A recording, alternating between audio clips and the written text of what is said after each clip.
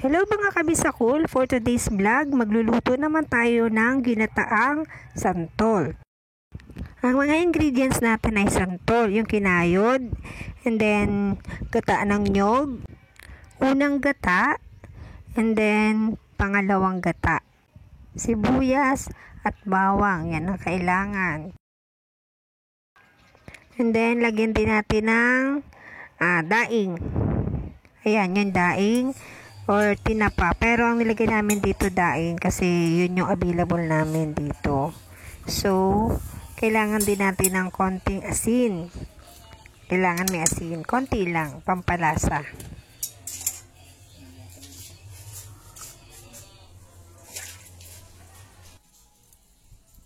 So let's start our ginataang santol menu.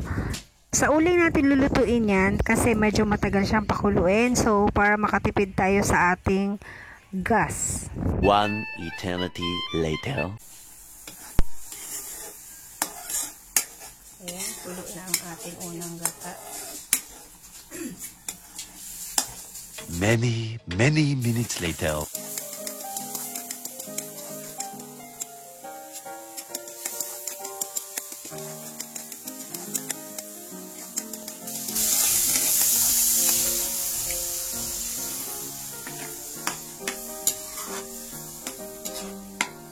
Halo-haloin natin para hindi mamuumuo yung gata.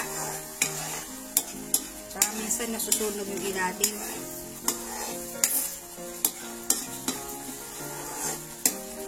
Ayan. Kaya lang nating matuyo yung gata niya.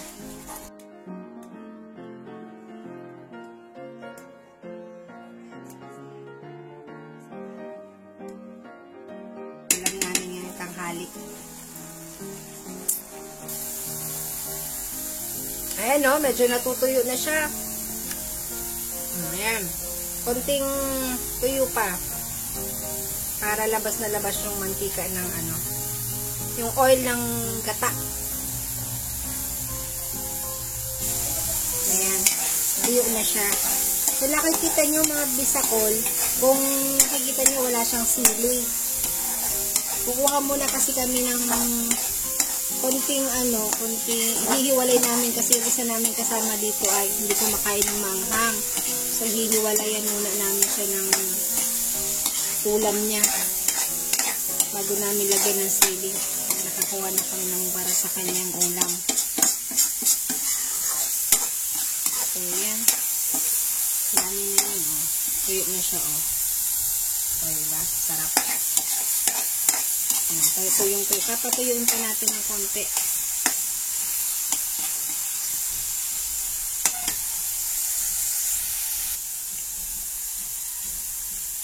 Lagyan na natin ng sili. Ayan.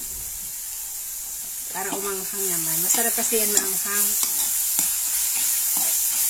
Iniwalay ko lang yung isang sandok na santol na walang sili. Kasi ayaw kumain ng isa namin kasama dito ng manghang.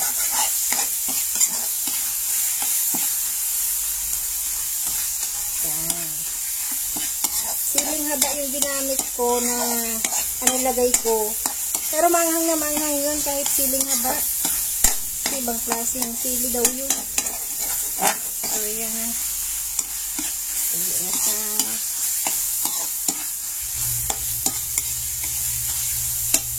ito ang ginataang santol.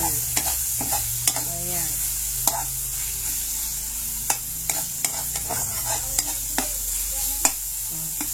Okay na to.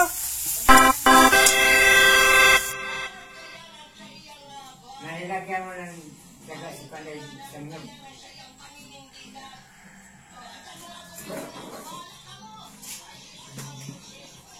Kain.